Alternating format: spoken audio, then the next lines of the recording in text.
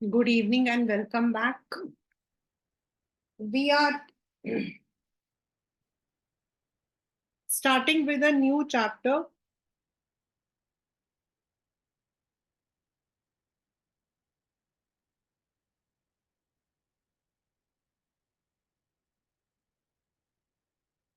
That is constitutional design.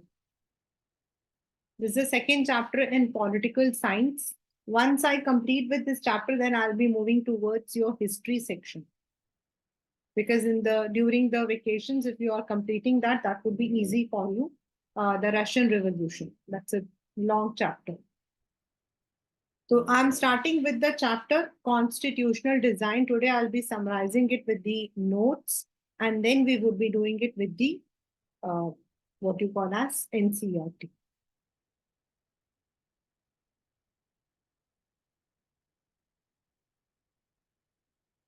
This chapter हमारा पहला chapter था What is democracy and why do we need democracy? And now democracy के आपके जो सबसे पहली जो चीज आती है वो होता है आपका constitution. So the question is कि हमारा कॉन्स्टिट्यूशन कैसे बना. Design means how it was made. What were the factors. What are the qualities our constitution has. हमारे कॉन्स्टिट्यूशन में ऐसे कौन से फैक्टर्स हैं. Now see, there are many countries जहां constitution is there and they have been amended also. लेकिन हमारा constitution both flexible as well as rigid बोला जाता है. तो what are those factors जिसकी वजह से हम ये word बोलते हैं.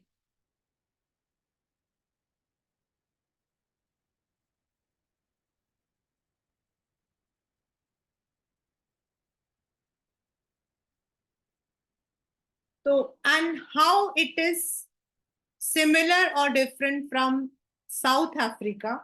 And ये जो दो चीजें मैं बोल रही हूँ ना, साउथ अफ्रीका और India, this is because we too are said to be one of the best democracies in the world. और हमारा जो है, it has been a what you say largest democracy in the world. हमारा जो constitution है, it is the biggest constitution in the world. तो क्या ऐसे हमारे फीचर्स हैं which enables India to be a constitution. तो ये जो कॉन्स्टिट्यूशन हमने डेमोक्रेसी में फीचर पढ़ा था, तो उसके अंदर हमने ये सारी चीजें पढ़ी थी. तो पहली चीज हमने यही पढ़ा था कि जो डेमोक्रेसी में रूल ऑफ लॉ होता है, यानी कि there are certain guiding principles, there are some rules जिसको हमें फॉलो करना पड़ता है. तो ये रूल्स बनाता कौन है, कहाँ लिखा हुआ है, ये कहाँ लिखे हैं ये rules. That the government has to work under this circumstance. Election has to be conducted every 5 years.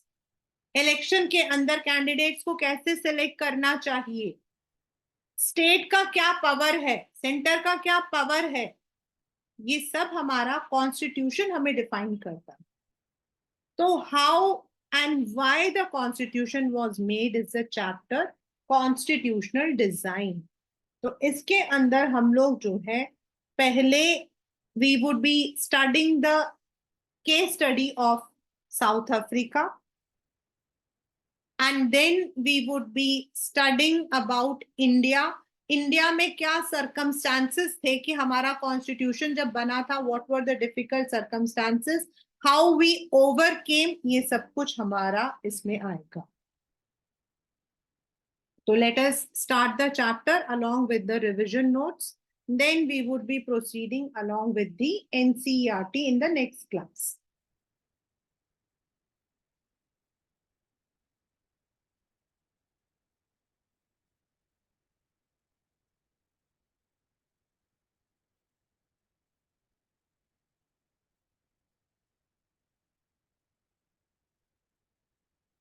So सबसे पहले in 10th standard you have this chapter in your English also.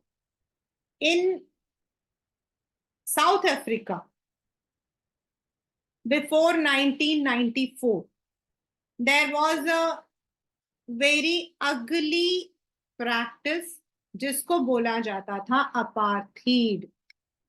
आपके पेपर में क्वेश्चन आता है कि apartheid में क्या होता है, मतलब how was apartheid practiced in South Africa. Apartheid is segregation, discrimination of people on the race या color, that is between blacks and whites. अगर आप वहां के लोगों से बात करोगे ना, आपको वो बताएंगे, that is, ये तो आपका एक पेपर है, this is something which is written in the books, but if you talk to the people, they tell you कि वहां पर जो white areas है, मतलब जहां जो यूरोपियंस एंड द whites रहते थे, the blacks were not allowed to even walk through these areas. और अगर उनको जाना पड़ता था तो वो लोग चोरी छुपे, like criminals, क्रॉल करते हुए जाते थे if they had to cross that area. They were forbidden to live or work in those areas. अगर उनको वहां काम करना होता था, they needed permit, उनको परमिट चाहिए होता था. There were separate, trains और even bogies आपके, जिसमें हमारे महात्मा गांधी जी जो थे, he even fought against this apartheid when he was asked to get off from the compartment, क्योंकि वो white का था. आपके सिनेमा थिएटर्स, पूल्स, कहीं पर भी there would be proper sign होता था ब्लैक्स के लिए. इवन जो आपके पब्लिक लाइब्रेरीज है, वहां पर there used to be segregation. जहां चर्च है व्हाइट्स के, वहां ब्लैक्स नहीं जा सकते थे. They were not allowed to protest. So these were the ways through which apartheid was practiced. The blacks were treated like primitives. उनको primitives की तरह ट्रीट किया जाता था. Now there were many leaders. उनमें से एक prominent थे जिन्होंने at the age when he was a young boy joined the movement in Africa National Congress, ANC, African National Congress, and he was a leader later on. He fought against this apartheid. Not only Nelson Mandela, but there were many people who fought, but Nelson Mandela was one of the strongest leader. लेकिन उनको जो है 1964 में he was sentenced to life imprisonment for 28 years. और जिस jail में उनको डाला गया था वो आपका था Robben Island, one of the dreadliest island, मतलब बहुत ही खतरनाक आइलैंड में उनका जेल था, जहां उनको चोरी के चीटिंग के, उसमें ट्रेजन मींस चीटिंग के इल्जाम में अंदर डाल रखा. But he work from there only and the struggle for blacks continue. Even Indians, Mahatma Gandhi and many of them supported, but बहुत सारे countries ने उनको support नहीं किया. Later on, आपके जो मतलब कि on 26 April 1994, South Africa finally got its independence and Nelson Mandela was elected. There was an election and he got the votes and he was elected as the first black president of South Africa. तो जब उन्होंने ऐसा किया and he was sworn in on 10th May 1994, तो जब उन्होंने ऐसा किया तो what, मतलब अब हम इसमें कॉन्स्टिट्यूशन के बारे में क्या पढ़ रहे हैं. अब जो ब्लैक लीडर्स थे उन लोगों ने कहा कि ठीक है, whites had been suppressing them for so many years, लेकिन अब जब blacks were in the power, they should forgive the whites. उनको जो whites हैं उनको माफ कर देना चाहिए. एंड जो साउथ अफ्रीका में लोग हैं, it should not be based on any culture, any discrimination. किसी पे किसी का भेदभाव नहीं होना चाहिए. It should be based on equality. And after 2 years, the constitution was drafted. अब साउथ अफ्रीका का जो कॉन्स्टिट्यूशन है, it is said to be the one of the finest constitutions in the world. ऐसा क्यों? क्योंकि इनका कॉन्स्टिट्यूशन कहता था कि there should be equality and there should be no compromise, ना ब्लैक्स के लिए ना व्हाइट्स के लिए. जो व्हाइट्स की पहले प्रॉपर्टी थी, उनको डर लग रहा था कि कहीं उनकी प्रॉपर्टी जो है उसको जब्त ना करे, क्योंकि व्हाइट्स ने इतने दिनों तक ब्लैक के ऊपर जो है जबरदस्ती की थी. तो इसीलिए व्हाइट्स को डर लग रहा था कि कहीं ब्लैक्स जब मतलब कि रूल में आएंगे तो ये लोग हमारे प्रिविलेजेस तो नहीं ले लेंगे. लेकिन ऐसा नहीं हुआ. The new constitution in fact protected the rights of both blacks and white. In fact उन्होंने दो नेशनल एंथम किया था, ब्लैक्स के लिए अलग और व्हाइट्स के लिए अलग. And they said there should be mutual respect for each other. They said there should be no absolute rule.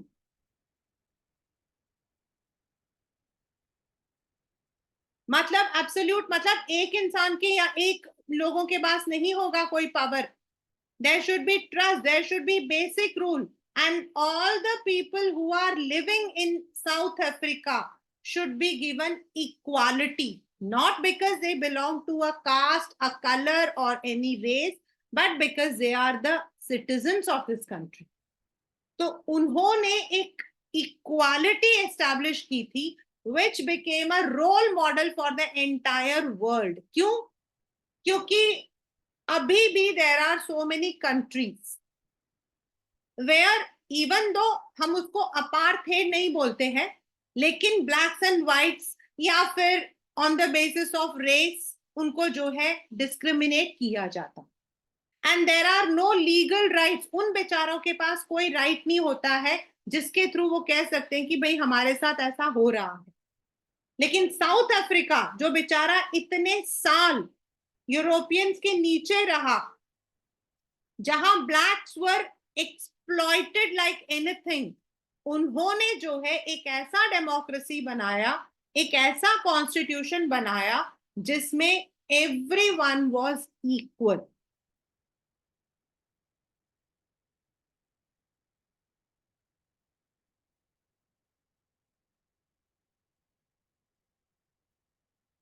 Now, why do we need constitution?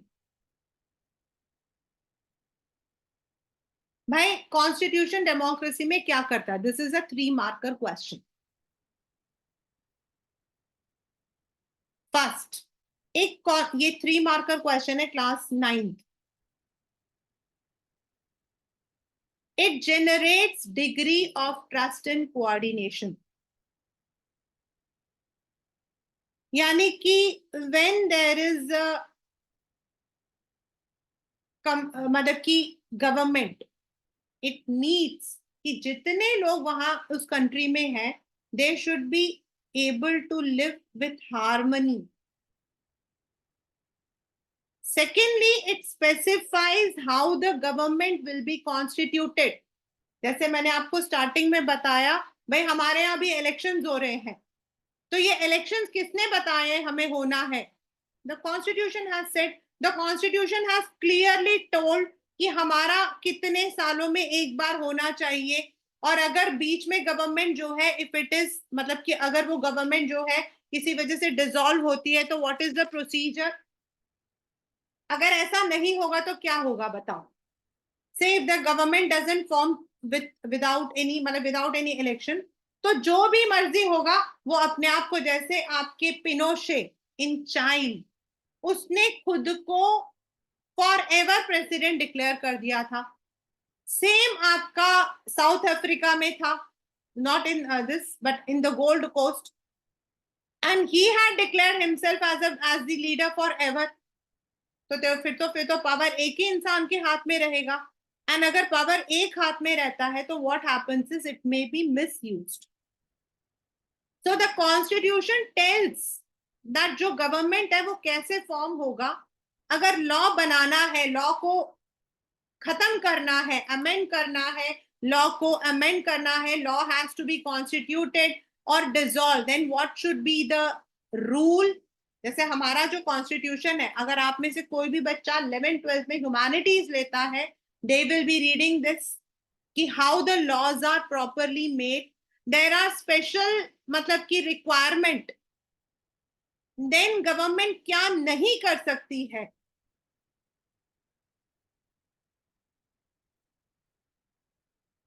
For example, the government cannot take many decisions unilaterally.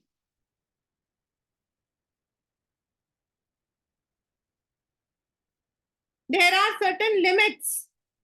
Government कहाँ पैसा खर्च कर सकती है, कहाँ नहीं कर सकती है.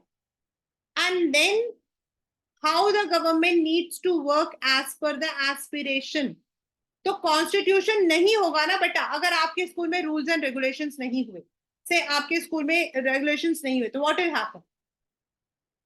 कोई हाथ में चाबी का छल्ला लेकर आएगा, कोई स्कूटी लेकर आएगा, कोई कार लेकर आएगा, कोई रेड कपड़ा पहनकर आएगा, कोई मतलब कि, तो what your rules and regulations tells you? Discipline. It tells how the teachers need to teach, what should be your subjects, how you need to study, what should be your timings. तो अगर constitution होता है तो we become disciplined. Similarly, in a country अगर rules and regulations नहीं होंगे या rules and regulation सिर्फ किसी कुछ लोगों के पास होंगे, जैसे आपके नॉन डेमोक्रेसी में होता था, जैसे हिटलर के टाइम पे होता था, it is your chapter in history, जैसे आपके परवेज मुशर्रफ के टाइम पे होता था. Why Pakistan can not be called democratic under Pervez Musharraf? Because the power was with few people, he could change everything. But हमारे यहाँ पर क्या है? We are having some democratic rights, fundamental rights. And अगर गवर्नमेंट कभी भी हमारे साथ गलत करने की कोशिश भी करती है तो we can use them. So this way a constitution provides a nation which can be for all. Now all the countries having constitutions are not democratic. Even आपके मोनार्की में भी कॉन्स्टिट्यूशन था, आपने फ्रेंच रिवॉल्यूशन में पढ़ा था.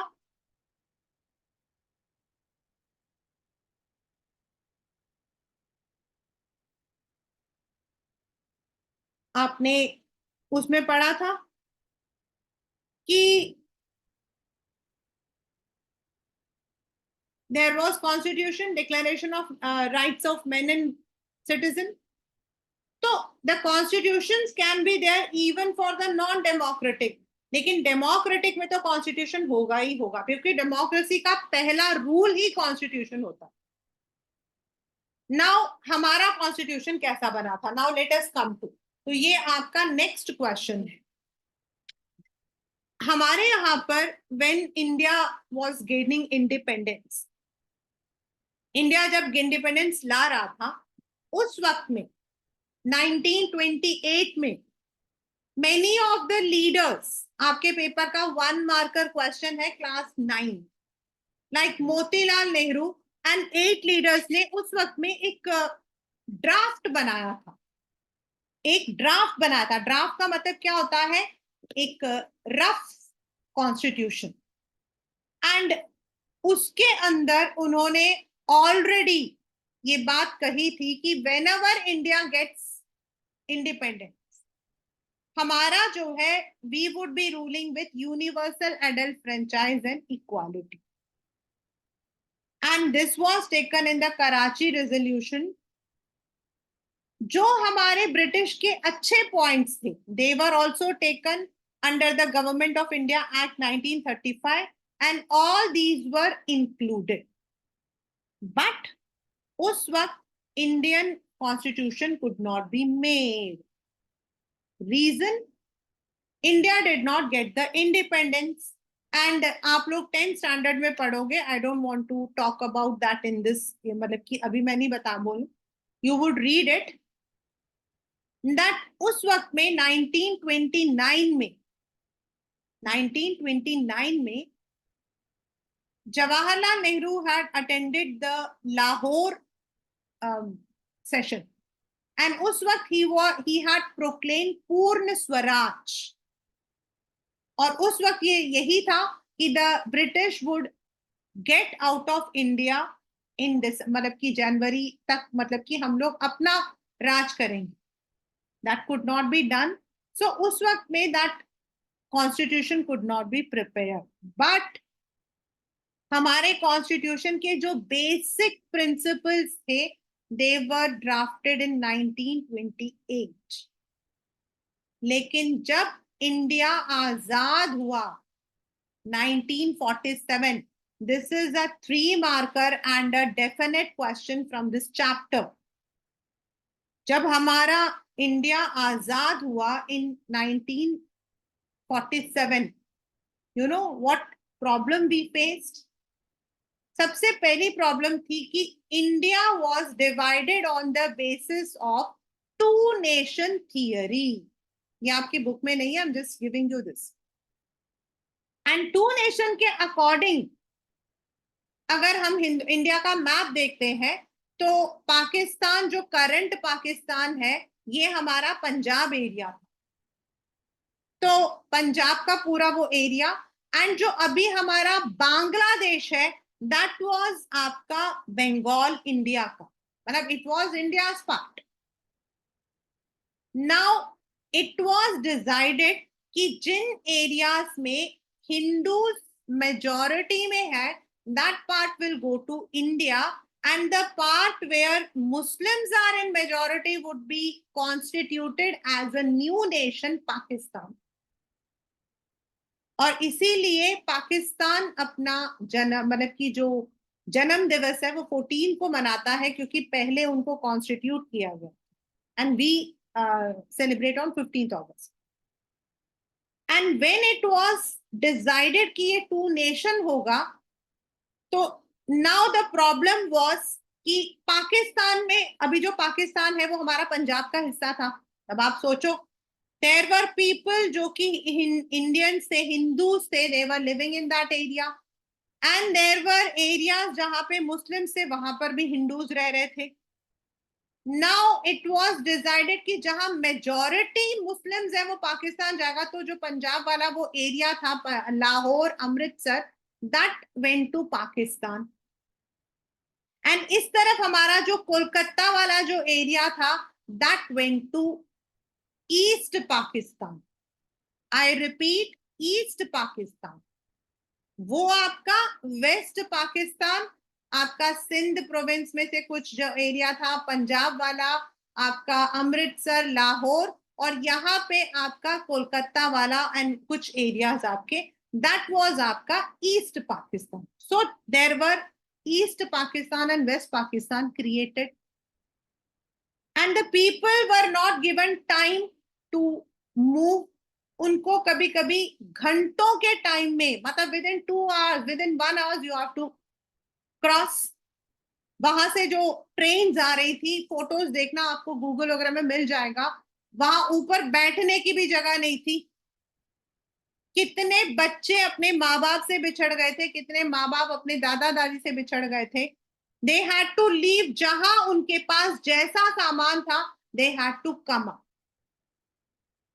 They had to come. चाहे वो उनको पैदल आना पड़ रहा है, गाड़ी मिल रही है, कैसे भी हो, they had to move from that area. And उस वक्त में more than 10 lakh people had been displaced. 10 lakh लोग इधर से उधर हुए थे. बीच में किसी को मार दिया गया, किसी के साथ रेप हुआ, किसी का मर्डर हुआ, किसी को फोर्सफुली कन्वर्ट किया गया. तो उस वक्त हमारा जो सिचुएशन था इंडिया का, it was very very difficult. तो अब आप कॉन्स्टिट्यूशन बना रहे हो, दोस्त, और ये भी बोला गया था कि those Muslims who want to be part of India, they can live in India, and those Hindus who want to be part of Pakistan, they can live in Pakistan. तो जो लोग वहां रह गए वो वहां रह गए, जो लोग यहाँ रह गए वो रह गए. अब कैसा कॉन्स्टिट्यूशन बनाए जिससे कि it is accommodating all the people. दूसरी प्रॉब्लम हमारे यहाँ पर थी, जैसे मैंने आपको बताया, Pakistan was two, east and west Pakistan. West Pakistan आपका करंट पाकिस्तान है, और ईस्ट पाकिस्तान बांग्लादेश है, जो 1971 में बाद में बना था। अब इंडिया के अंदर कश्मीर इंडिया का पार्ट नहीं था, इट वॉज अंडर महाराजा हरि सिंह। गुजरात के अंदर जूनागढ़ इंडिया का पार्ट नहीं था, it was under Maharaja. Travancore in Kerala was not part of India. Manipur was not part of India. And above all, Hyderabad was not part of India. अब आप बताओ India का नक्शा कैसा होगा? ऊपर से सर कटा हुआ, Kashmir was not part. Junagadh यहां से हाथ कटा हुआ क्योंकि गुजरात का नीचे का पोर्शन, पीछे नीचे जो ट्रावनकोर है सबसे नीचे, वो इंडिया का पोर्शन है, और बीच में जो है वो भी नहीं है। तो कैसे कॉन्स्टिट्यूशन बनाओगे? Those were princely states, and British ने ये डिसीजन लिया था कि जो प्रिंसली स्टेट इंडिया का हिस्सा बनना चाहते वो इंडिया का बन जाएंगे, जो पाकिस्तान का बनना चाहते वो पाकिस्तान का बन जाएंगे, और जो इंडिपेंडेंट रहना चाहते वो इंडिपेंडेंट रह जाएंगे। तो many of the states had joined India, लेकिन ये जो मैंने एग्जाम्पल बताए हैं, Kashmir, Junagadh, Travancore, Nizam, sorry Hyderabad and Manipur, they did not join India. तो अब कैसा कॉन्स्टिट्यूशन बने? इट वॉज हमारे उस वक्त के deputy prime minister Sardar Vallabh भाई पटेल, इट वॉज उस वक्त हमारे जो मतलब कि डिप्टी प्राइम मिनिस्टर हैं, उन्होंने जाकर इन सबसे बात किया। He was the one who convinced the Maharaja of Manipur. Then Hari Singh वाला तो there is some other case, वो आप आर्टिकल 370 देख सकते हो। जूनागढ़ में there was a voting and निजाम के साथ there were some problems and then Indian army had to go there and फिर ये हमारा पार्ट बना। Now the constitution ऐसे difficult circumstances में बनाना कितना difficult था आप सोचो। That is why it is said the Indian constitution was drawn under difficult situation, क्योंकि उस वक्त इंडिया was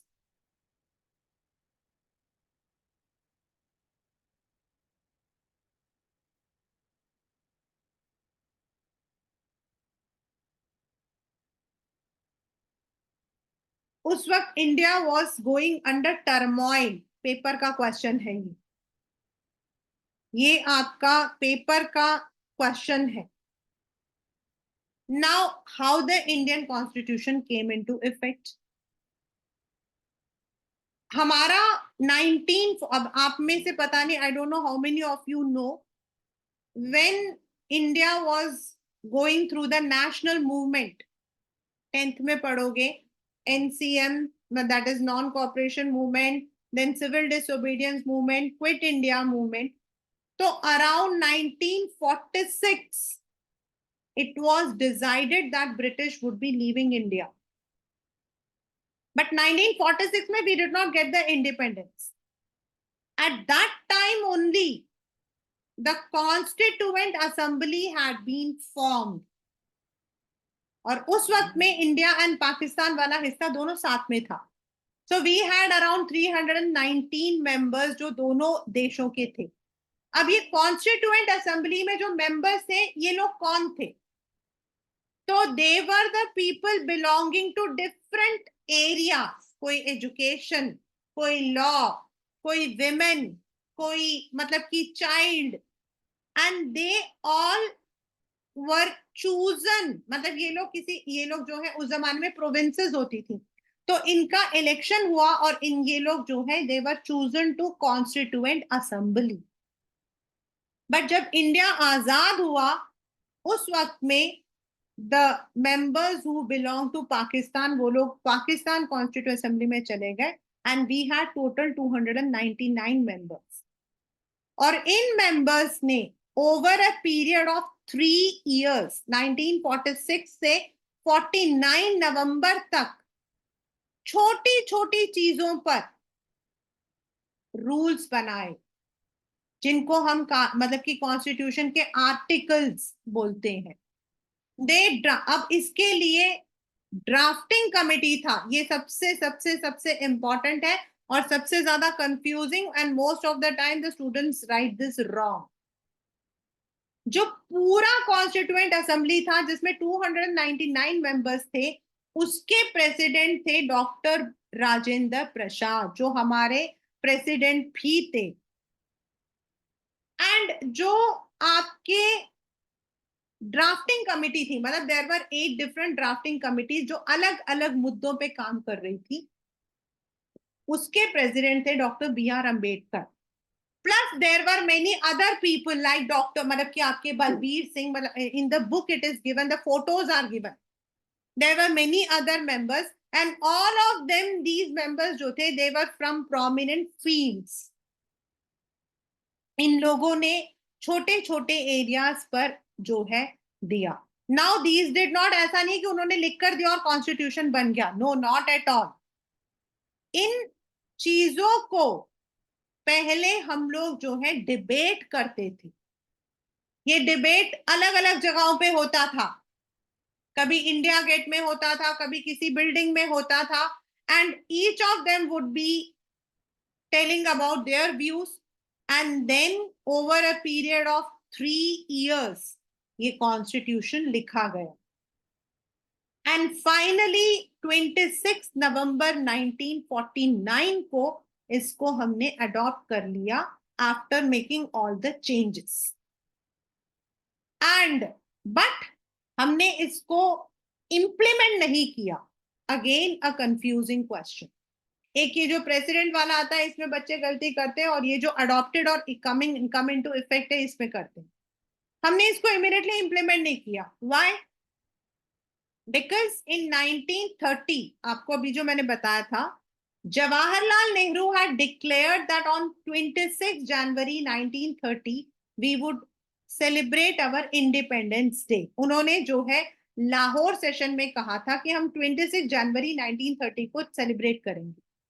उस दिन तो हुआ नहीं था, तो to mark his words, to give respect to his words, 26 जनवरी 1950 को हमने इसको इम्प्लीमेंट किया, एंड उस दिन को हम लोग रिपब्लिक डे के तरह मनाते हैं। अगर आप फर्स्ट रिपब्लिक डे का फोटो देखोगे तो यू वुड बी अम्यूज्ड। उसमें सिर्फ थोड़ा सा मार्च पास्ट था, पूरा एरिया खुला था। Today Republic day is an event. We have the tableau, we have the march past, we have the flying past. So today it is an event. So it took around 3 years, 26 नवंबर को adopt किया, लेकिन हमने उसको implement किया। It came into effect on 26 January 1950.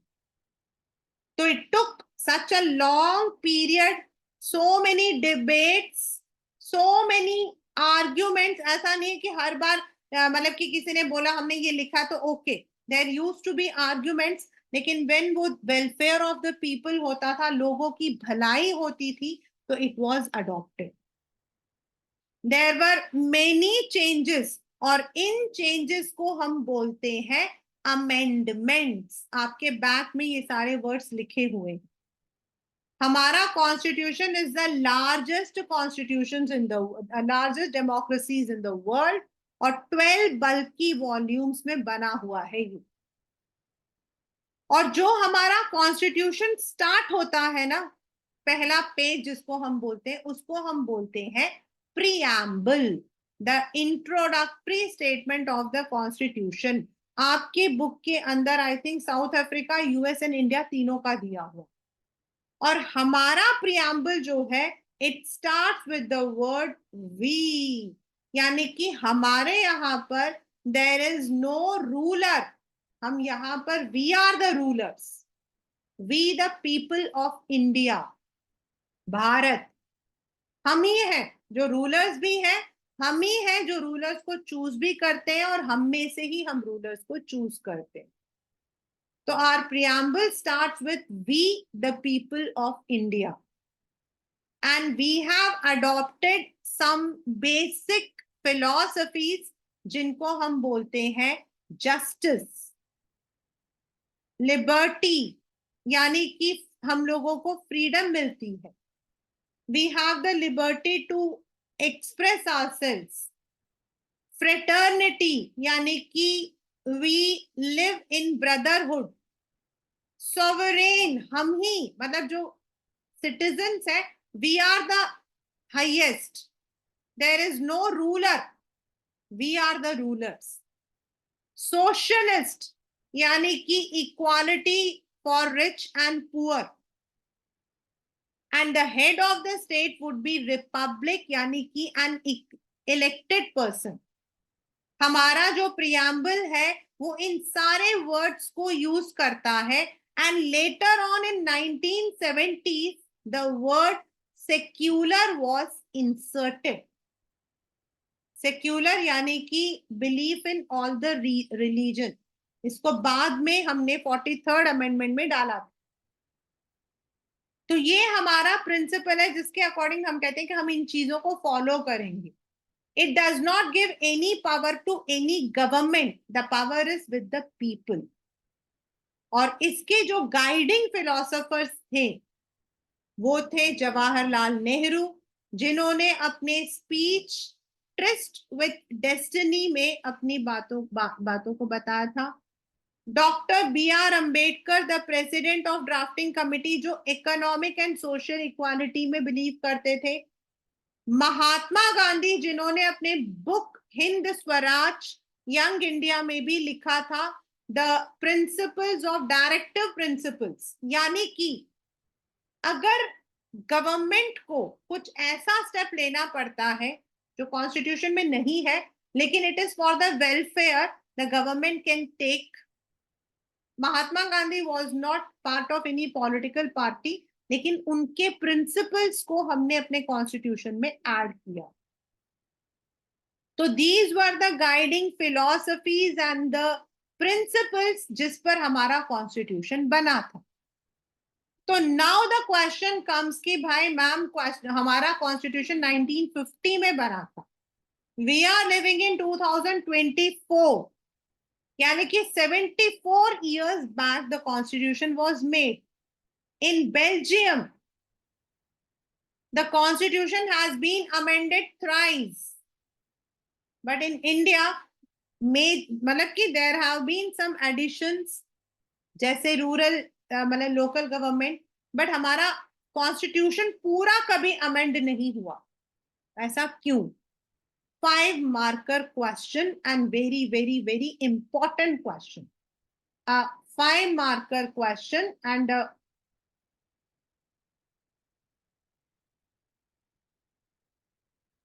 first, there have been questions but कभी भी उस पे डाउट नहीं हुआ. ऐसा क्यों हुआ था? मतलब people ask why this was put. हमारे कॉन्स्टिट्यूशन में ये चीज क्यों ऐड हुई है? बट कभी हमने ये नहीं कहा कि नहीं ये गलत है, इसको चेंज करो. सेकेंडली, जिन लोगों ने कॉन्स्टिट्यूशन को बनाया था, the people, the members of constituent assembly, they belong to different fields. They were experts in their fields. They were lawyers, teachers, artists, and they had been elected. ऐसा नहीं था कि चूज नहीं किया गया था. They were properly elected. And third is, जितने इसमें leaders थे, they all had been part of the national movement. And जो असेंबली जब काम करती थी तो it use to be in a consensual manner, मतलब एक दूसरे की मत को सामने रखती थी, सिस्टमैटिकली मीट करती थी, डिबेट करती थी. उसके बाद ये कॉन्स्टिट्यूशन बना था. So it was not made in one day, it was not made by one person. There were so many things. और इसीलिए इवन आज 74 years के बावजूद we are still following the same constitution. Indian constitution is said to be a bag of borrowing.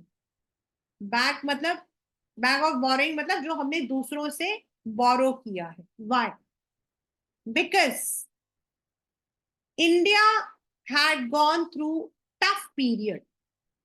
हम लोगों ने जब अपना मतलब कि when हमें आजादी मिली थी तो we had gone through tough period, and at that time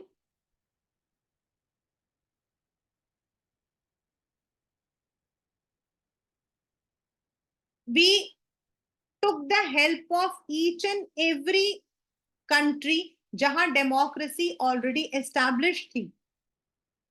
for example जो फ्रेंच रेवोल्यूशन था जो हम लोगों ने पढ़ा था, तो मैंने आपको बताया था टिप्पू सुल्तान, राजा Ram Mohan Roy were very inspired.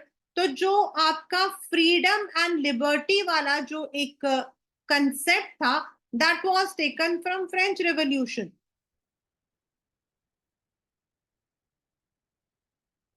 Secondly, we are having a parliament. आपके यूएस के अंदर दे हैव अ कांग्रेस, मतलब उनका गवर्नमेंट जो होता है उनको हम कांग्रेस बोलते हैं, असेंबली. और उनके यहाँ डिबेट नहीं होता, हम वहां पे प्रेसिडेंट को इलेक्ट करते हैं. हमारे यहाँ हम प्राइम मिनिस्टर को इलेक्ट करते हैं, बट हम अपने रिप्रेजेंटेटिव्स को इलेक्ट करते हैं जिसका लीडर हमारा प्राइम मिनिस्टर होता है. अब हम जिसको कर रहे हैं, जो पॉलिटिकल पार्टी सबसे ज्यादा वोट्स लाएगी उसका लीडर हमारा प्राइम मिनिस्टर होगा. हम किसी इंसान को नहीं करते, हम एक मतलब कि पार्टी सिस्टम के थ्रू जाते हैं. तो we have a parliamentary power जो हमने ब्रिटिश से लिया था. British is also having parliament, and we have some rights. हम लोगों को कुछ राइट्स जो है मिले हुए हैं, फंडामेंटल राइट्स.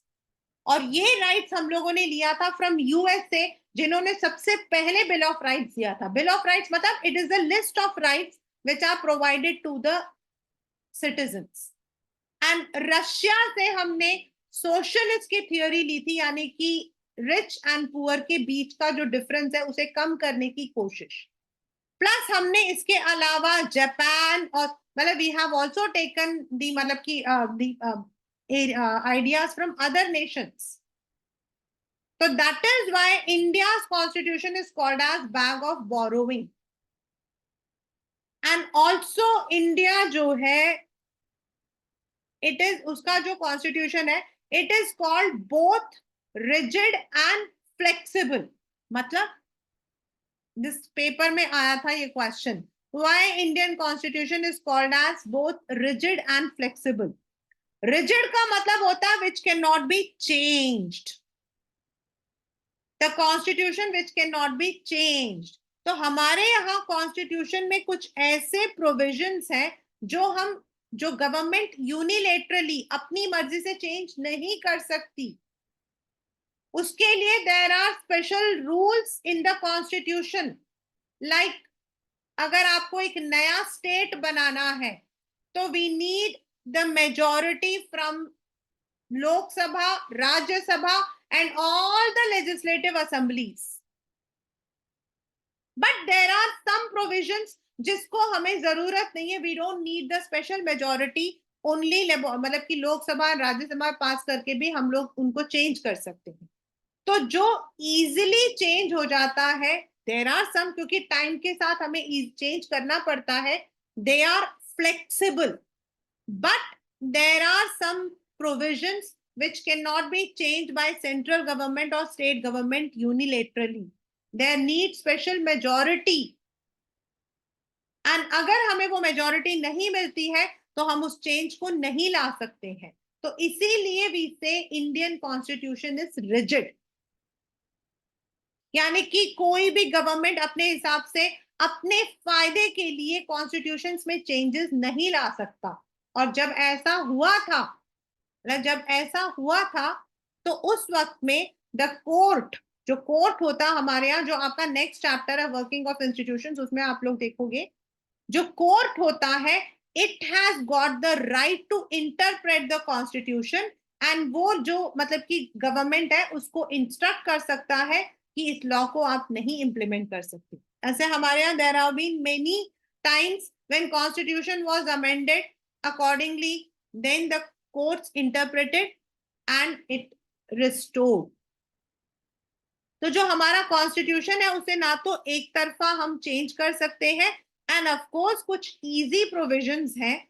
जैसे हमारे यहाँ there was one the age of जजेस, तो वो तो एक छोटा सा है, तो that was changed. some of the provisions can be easily changed, flexible, and some of the provisions cannot be changed without special majority of both the houses and legislative assembly. That is why it is rigid. So that is the chapter constitutional design. यानी कि हमारा constitution, अब हम कहते हैं ये क्या design है, तो हमारा कॉन्स्टिट्यूशन का डिजाइन क्या था. So first we learn about the basic practice of apartheid, which was practiced in South Africa. Then how the South Africans' new government, the black government जो है, उन्होंने एक इक्वालिटी बनाई थी blacks and, even though whites were, जो whites थे उन्होंने उनको एक्सप्लॉइट किया था, उसके बावजूद उन्होंने ब्लैक्स एंड व्हाइट्स को इक्वालिटी दी थी. तो उससे क्या है, there is no division, there is no conflict.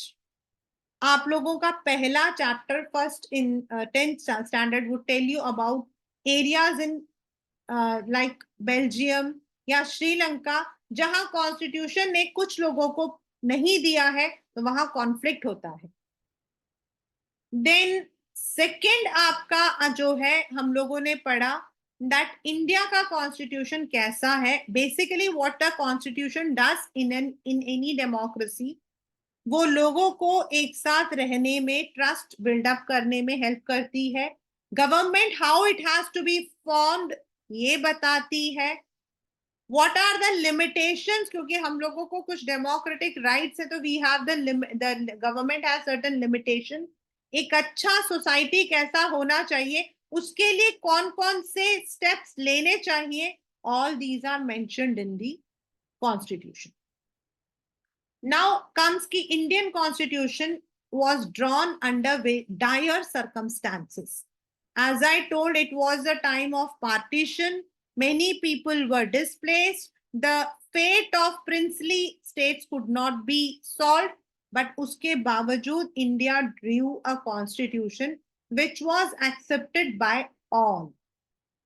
तो ये कॉन्स्टिट्यूशन कैसे बना था, तो it was made by the constituent assembly, जिसमें पहले ओवर 300 मेंबर्स थे when Pakistan was part of India. But when we got the independence 299 members were there. In fact जब साइन हुआ था तब पूरे मेंबर्स भी नहीं थे. But they met over a period of 3 years. ये 46 में स्टार्ट हो गया था और 3 साल लगे थे इसे पूरा होने में.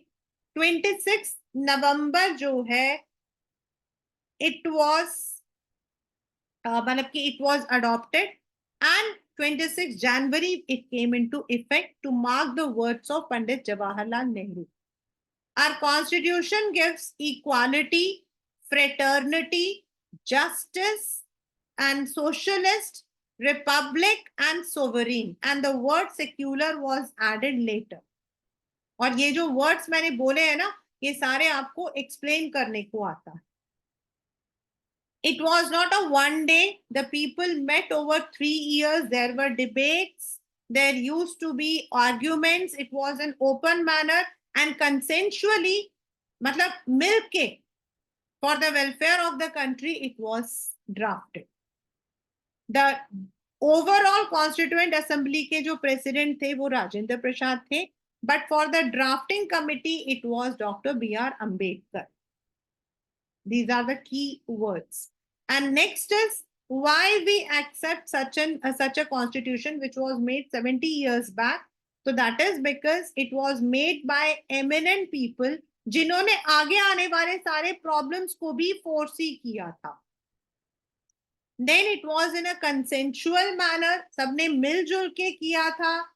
And even though there were some questions but never doubt. Moreover, जो आपके इसमें members थे, they were elected and many of them had been the participants in the national movement. तो इन पर trust था and it has been working successfully for these 74 years. So that is constitutional design along with our revision notes. In the next class, I'll be starting the same chapter along with NCERT.